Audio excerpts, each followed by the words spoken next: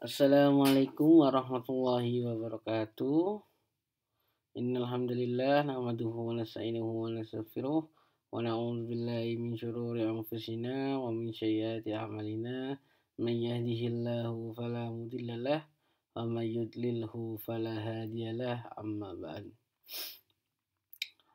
Terima kasih atas kesediaannya untuk meluangkan waktunya mengikuti kuliah online perdana pada kesempatan hari ini. Karena minggu kemarin saya masih kurang enak badan, meskipun sekarang juga masih, tapi sudah mendingan lah. Jadi sehingga kita dapat melakukan pertemuan perdana untuk mata kuliah etika bisnis Islam ya. Tipe etika bisnis Islam. Nah, kita akan membahas masalah kontrak belajar. Jadi ini adalah guide kita selama 1 semester ke depan, mulai bagaimana penilaian, bagaimana aturan di kelas saya, bagaimana nanti teman-teman MBKM dan lain sebagainya. Mungkin banyak pertanyaan sehingga insya Allah akan dijawab di pertemuan kali ini untuk ini. Nah, adapun nanti setelah saya menjelaskan kok ternyata masih ada pertanyaan yang belum bisa terjawab dari menonton materi saya, silahkan tulis di kolom komentar YouTube, nanti tak linkkan ke YouTube, sehingga nanti ketika ada yang bertanya akan saya respon dan semuanya bisa melihat. Jadi jangan ada yang japri WA saya satu-satu. Kemarin saya pernah di japri itu jam 1:30 malam, bayangin, jam 1:30 malam, 2 pagi lah, atau orang tahajud. Saya husnuzon dia sedang sholat tahajud mungkin, karena saking semangatnya bertanya ke saya. Waktu itu saya masih sakit, jadi langsung saja ditanya di grup WhatsApp, di grup YouTube, jangan di grup WhatsApp, karena ini kan pertanyaan menyeluruh, sehingga kalau ada yang bertanya biar lebih adil dan pertanyaannya itu bisa didengarkan semua orang, langsung saja komen di YouTube, nanti saya jawab di sana sehingga semuanya bisa tahu. Ini adalah sekilas CV saya. Nama saya, kebetulan saya sekarang adalah Direktur Pondok Sopron, beasiswa kader Pondok Argentina Sopron. Kemudian bagi teman-teman yang semester tua harusnya sudah kenal saya, tapi yang semester baru, yang pure, yang masih polos, yang naik dari semester 4 ke semester 5 belum kenal, jadi bisa sambil saya tanya bagaimana pola saya dalam mengajar. Ini adalah CV singkat saya. Nah, pada pertemuan pertama kali ini ada beberapa hal yang akan kita bahas. Yang pertama nanti adalah penjelasan kontrak belajar, kemudian penunjukan ketua kelas, pembuatan kelompok, kemudian pembagian materi perkuliahan. Karena untuk mata kuliah etika bisnis Islam ini adalah sistemnya adalah presentasi.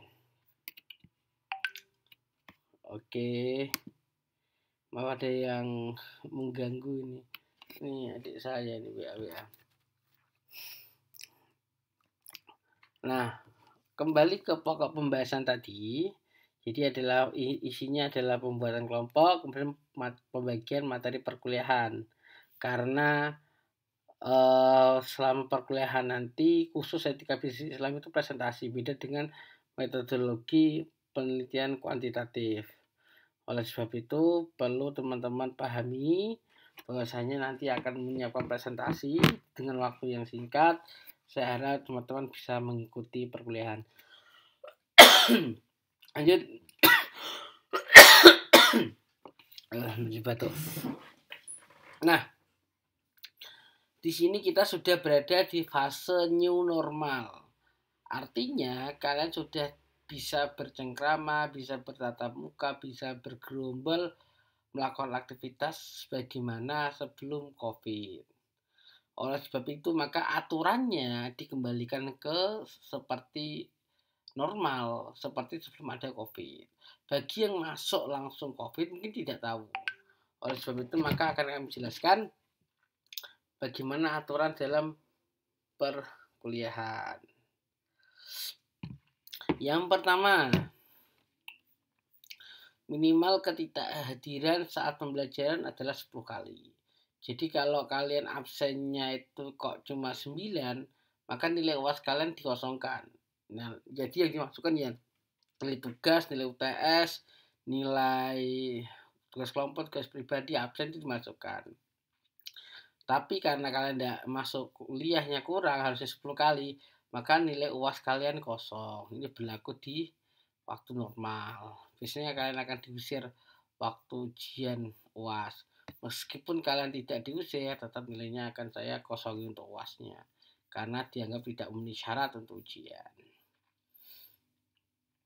Kemudian, nah ini saya jelaskan. Kemudian pertemuan pertama yang sekarang ini sampai ketiga itu dihitung hadir semua. Jadi ada bonus 3 pertemuan di awal tuh hadir semua. Karena kenapa Pak? Karena asumsinya adalah pertemuan 1, 2, 3 teman-teman masih banyak yang revisi KRS, ada yang belum dapat kelas, ada yang pindah kelas, ada yang belum bayar, sehingga untuk adaptasi 1, 2, 3 itu saya anggap bonus. Jadi kalian tidak usah absen. Lalu pertemuan pertama dilakukan secara online yaitu sekarang ini. Adapun pertemuan selanjutnya, pertemuan kedua sampai dengan pertemuan ke-14 dilakukan secara tatap muka atau offline. Paham ya? Jadi mulai berarti minggu depan sudah tatap muka. Jadi kalian sudah siap-siap ke di kelas. Nah, bagi yang hanya masuk 3 kali, artinya yang absen ini, yang bonus ini, 1, 2, 3 itu kan bonus. Kalau cuma masuk 3 kali itu saja, maka secara otomatis nilainya akan dikosongkan. Nilainya bukan E ya, tapi dikosongkan. Jadi tidak mempengaruhi IPK. Karena dianggap tidak jadi mengambil perkuliahan. Bisa jadi kalian ambil KRS, ternyata kok sudah dapat nilai, akhirnya kalian menggugurkan niatnya, sudah terlanjur dengan segala macam kondisi kalian cuma ya akhirnya nggak jadi masuk, maka kita kosongkan. Tapi kalau teman-teman itu masuknya 3 kali ikut UTS, ikut UAS, berarti kita anggap teman-teman sekalian itu niat untuk mengikuti kuliah. Sehingga kalau kehadiran cuma 4, ikut UTS tapi tidak ikut UAS, ngumpulin tugas tapi nggak pernah masuk, maka nilainya akan sesuai dengan penilaiannya. Gitu ya, bisa E, bisa D, bisa C, bisa B itu. Tapi kalau cuma 3 kali pertama itu nilainya masih kosong, tidak menjadi pembagi IPK. Nah, kalau di kelas saya keterlambatan hadir itu maksimal 30 menit. Kalau untuk yang jam pertama itu khusus itu bisa 45 menit untuk yang jam pertama yang mulainya jam 6.30, ada kelonggaran. Ini sesuai penilaian, bagi yang belum tahu harusnya semuanya sama.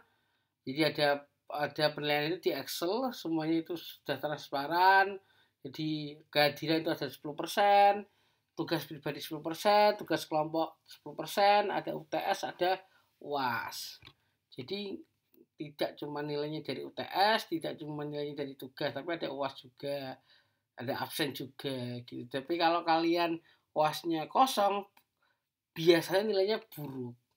Karena apa Pak? Karena presentasi UAS itu sangat tinggi. Jadi mohon lebih hati-hati soal kehadiran. Nah, ini teknis izin. Bagaimana Pak caranya izin? Izin disampaikan sebelum perkuliahan, bukan setelah. Kalau setelah itu namanya pemberitahuan. Jadi kalau kalian mau ada acara diklat atau apa, ada surat izinnya dari lembaganya, sampaikan ke saya sebelum perkuliahan dimulai, itu saya kasih izin. Artinya itu diakui sebagai masuk, bukan absen.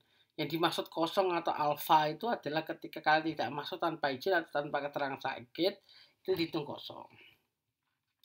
Nah, izin tidak diperkenalkan setelah perkuliahan, kecuali ada beberapa hal mendesak. Misalnya ada yang mohon maaf ya, kemarin ada itu neneknya meninggal, ada yang orang tuanya sakit parah, tiba-tiba dia kecelakaan, sehingga memang tidak memungkinkan untuk izin terlebih dahulu. Itu kita masih perbolehkan. Tapi kalau Pak saya ini Pak tidak ikut kuliah karena saya sedang perjalanan, saya di pesawat. Nah itu tidak kita izinkan lah. Kenapa Pak? Orang beli tiket pesawat itu logikanya tidak mungkin beli berangkat hari ini 5 menit sebelum berangkat baru beli, kan tidak mungkin. Artinya kan bisa sejauh hari kan pesan tiketnya, atau minimal 2 jam lah sebelum keberangkatan kan beli tiketnya. Jadi kan ada waktu untuk izinnya. Tapi kalau kalian izinnya setelah perkuliahan, nah izinnya tidak diterima karena itu mencari-cari alasan. Kemudian izin acara, entah itu diklat, entah itu sakit, itu tetap dihitung poin masuk. Jadi tidak mengurangi kuota 10, minimal 10 pertemuan itu. Tapi ya kalian harus tahu diri. Misalnya kalau habis ini habis diklat, terusnya diklat lagi sampai lebih dari 5 kali diklat, itu juga perlu dicek itu niat kuliah atau enggak itu. Nah, yang dihitung absen atau kosong itu ketika tidak datang tanpa keterangan. Nah, ini kalau teknis berkaitan dengan kehadiran di kelas. Yang pertama, jika tidak bisa hadir di suatu kelas, masih diperkenankan ikuti kelas lain selama masih di minggu yang sama. Contoh, kelas A jam 6.30, kelas B itu jam 1 katakanlah. Kalian telat, lupa kuliah pagi, akhirnya kalian tidak sempat, kalian boleh ikut kelas B untuk mengganti presensi di kelas A selama masih di minggu yang sama. Kalau lebih dari 1 minggu itu sudah dihapus, sudah tidak berlaku. Misalnya kalian belum ikut perkuliahannya di minggu depannya, di kelas lain tidak boleh, harus masih di 1 minggu yang sama. Seperti itu. Dan itu juga harus komunikasi ke saya, komunikasi ke ketua kelas, sehingga biar presensinya itu terdata. Tidak ada yang didolimi, tidak ada yang dirugikan. Misalnya kelupaan absen. Pak, saya kok lupa absen ya? Kalau lupa absen itu tanggung jawab mahasiswa masing-masing. Kalau kalian masuk kelas tapi kok lupa absen, itu harus sebuah bukti otentik. Buktinya apa? Bukti ini Pak, saya foto waktu ini tanggalnya sekian. Tidak apa-apa, kita bolehkan. Tapi kalau sengaja mencari-cari alasan, saya tidak tahu Anda itu bohong atau tidak. Karena kebenaran itu kan harus dibuktikan. Saya tidak bisa mendeteksi apakah Anda bohong atau tidak, maka harus ada bukti otentiknya. Oleh sebab itu, selama masih di 1 minggu yang sama, silakan mengganti di kelas yang lain atau tanda tangan di 1 minggu itu. Karena setelah itu akan langsung saya coret-coret yang tidak masuk setelah 1 minggu. Jadi tidak ada ruang untuk mengganti presensi. Nah ini sering ditanyakan juga, Pak, saya jamnya tabrakan atau berbarengan dengan mata kuliah lain. Bagaimana Pak? Bagaimana Pak? Ini semester 5. Harusnya sih ini udah pernah terjadi ya. Tapi kok anaknya masih tanya ya, enggak tahu. Mungkin belum pernah mengalami hal seperti ini. Kalau perkuliahan kalian tabrakan dengan mata kuliah yang lain, silakan nanti setelah ini kan ada namanya revisi mata kuliah. Ada tanggalnya, ada waktunya. Silakan Anda cari kelas mana atau mata kuliah mana yang tidak tabrakan. Misalnya kalau di C kalian tabrakan, ya pindah ke B atau pindah ke A. Kalau yang tidak ada yang kosong, ya mata kuliah sana yang pindah. Misalnya hukum jaminan yang pindah kelas D, C atau kelas mata kuliah ini yang kalian pindah, itu gampang lah itu. Itu bisa kalian cek di jadwal mana sebaiknya yang memungkinkan untuk tidak tabrakan. Nanti ngomong ke dosennya waktu di kelas, dan jangan lupa KRS sesuai dengan kelas yang Anda ikuti. Jangan sampai Anda ikut kelas C tapi KRS-nya kelas B. Nilai kalian tidak akan keluar di kelas C. Dan jangan salahkan dosennya ketika nilainya kosong. Karena form penilaian itu akan terprint otomatis secara sistem itu sesuai kelasnya masing-masing. Kalau kalian ngumpulinnya di kelas B, diskusi di kelas B, datanya di kelas B, tapi nilai kalian itu tidak ada di kelas B karena sistemnya hanya di kelas C. Oleh sebab itu, saya ingatkan sekali lagi, KRS-anlah sesuai dengan kalian kelas yang kalian ambil. Kalau kelas B tabrakan, ya pindahkan di kelas C nanti waktu revisi KRS, dan tetap di situ. Paham ya? Kemudian info lagi, mata kuliah saya tidak ada yang namanya kelas online. Semuanya kelas aktif atau kelas offline atau kelas tatap muka. Baik kelas A, B, C, D. Semuanya masuk. Sesuai dengan jamnya. Nah, adapun Pak, saya MBKM, Pak, saya ini, Pak, gimana? Nah, untuk MBKM ada penjelasannya sendiri. MBKM sudah disosialisasikan terkait teknisnya. Mata kuliah apa saja yang boleh dikonversi juga ada. Dan teknisnya pun beda-beda. Ada yang kalian boleh masuk, boleh tidak masuk absennya, tapi wajib ikut UTS-UAS. Ada yang full otomatis dikonversi tanpa ikut UTS, tanpa ikut UAS, tanpa datang. Nah, kalau untuk mata kuliah etika bisnis Islam, silakan Anda tidak usah hadir, Anda tidak usah ikut UTS, Anda tidak usah ikut UAS. Yang penting adalah mengambil SKS etika bisnis Islam. Nanti pas menjelang UAS, kita akan membagikan Google Form. Jadi siapa saja yang mau konversi, yang pernah ikut MBKM, selama ada buktinya, ngirim ke Google Form itu, nanti nilainya akan kita konversi. Jadi jangan ngirimnya dadak. Udah selesai baru dikirim, nanti merepotkan yang lain. Jadi oleh sebab itu, kalau kalian merasa ikut MBKM, nggak usah mengikuti perkuliahan saya. Yang penting nanti waktu UAS, store di Google Form. Di Google Form yang saya bagikan ya.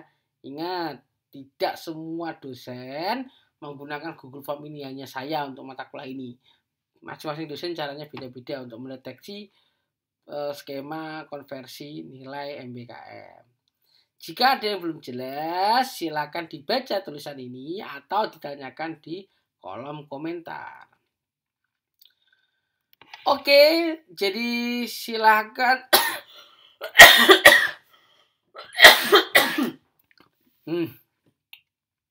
Silahkan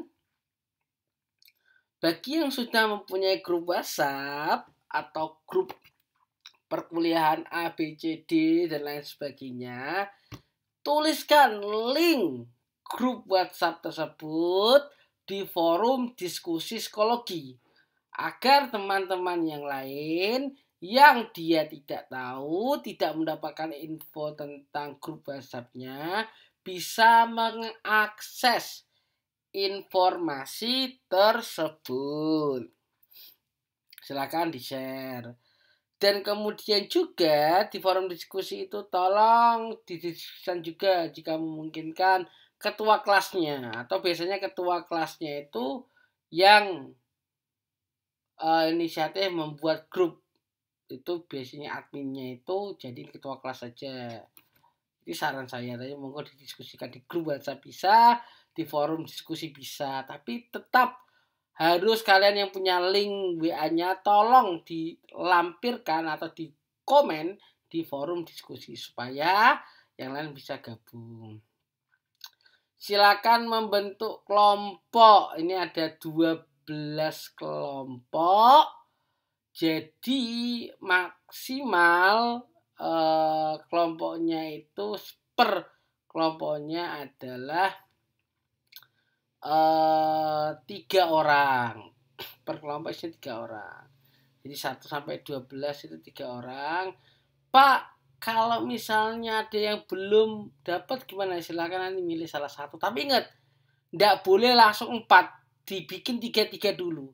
Kalau kalian mau bikin sistemnya share di grup, monggo bikin grup di WA, monggo silakan share nama, teknisnya terserah kalian. Yang jelas maksimal adalah 3 dulu, maksimal adalah 3. Nanti orang-orang yang belum dapat kelompok biar nanti dipikir belakang. Yang sekarang mikirnya siapa cepat dia dapat dulu. Maksimal adalah dalam satu kelompok itu berisikan 3 orang. Sekali lagi saya ulangi ya. Satu kelompok isinya 3 orang. Pak, saya belum dapat kelompok. Iya nanti. Pokoknya ditulis di list satu kelompok 3 orang dulu. Nanti yang belum dapat kelompok, store nama, nanti akan saya acak bagikan ke kelompok-kelompok tersebut. Nah, ini adalah presentasi. Jadi untuk minggu depan itu masih saya. Minggu depannya lagi kalian udah presentasi. Ini adalah pembahasan etika bisnis Islam. Yang pertama, kalian fokus cuma membahas masalah etika dalam Islam. Ini ruang lingkupnya. Kemudian bisnis dalam Islam. Jadi kita belum ngomong etika bisnis, belum. Sekali lagi belum. Presentasi kelompok 1, kelompok 2 itu belum menyentuh etika bisnis Islam, baru etika dalam Islam sama bisnis dalam Islam. Baru di pertemuan kelompok ketiga itu udah bahas tentang teori-teori etika bisnis. Nah, ini udah masuk ke etika dan pandangan dalam Islam, udah ada pengantarnya. Nah, ini masuk lagi langsung lebih dalam konsep etika bisnis dalam Islam. Ada prinsip dasar ini unity, equilibrium, free will itu hasilnya etika bisnis konvensional tapi juga diserap di dalam Islam. Kemudian adalah etika produksi, etika distribusi, etika konsumsi. Ini ada tanggung jawab sosial, ada etos kerja dalam Islam, ada penerapan etika bisnis Islam pada masa klasik. Kalian cari literaturnya bagaimana teknisnya itu, masa Nabi, masa sahabat, contoh-contohnya bagaimana. Karena istilah ini juga istilah baru, tapi Nabi juga pernah melaksanakannya. Tapi namanya juga bukan etika bisnis Islam, karena kan bisnis etik itu kan bukan dari penamaan etik itu kan bukan dari bahasa Arab. Jadi mungkin akhlak lah itu. Kemudian penerapan etika bisnis Islam pada masa modern yang seperti sekarang ini ada 12 kelompok. Silakan milih kelompoknya, dibikin saja kelompoknya saja dulu. Urutannya nanti saya yang ngatur. Jadi kalau kalian nantemin nama ini belum tentu kalian maju pertama. Meskipun kalian kelompok 1, belum tentu kalian dapat topik kelompok 1. Gitu. Maka biar tidak membingungkan, kelompoknya tulis nama saja. Misalnya kelompok macan, ini. Kelompok bunga tulip, ini. Biar nanti nggak bingung. Kenapa kok bingung, Pak? Soalnya ketika kalian tulis kelompok 1, 2, 3, 4, 5, kemudian tak acak, kemudian kelompok 5 dapat presentasi pertama. Nah, itu malah tambah bingung kadang. Kadang beberapa yang sering kelupaan gitu.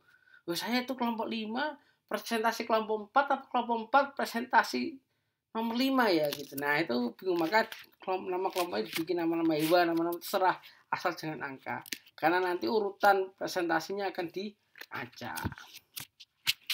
Kalau sudah jadi akan langsung saya acak. Itu saja dari saya, kurang lebihnya saya mohon maaf. Nun wal qalami wa ma yasturun.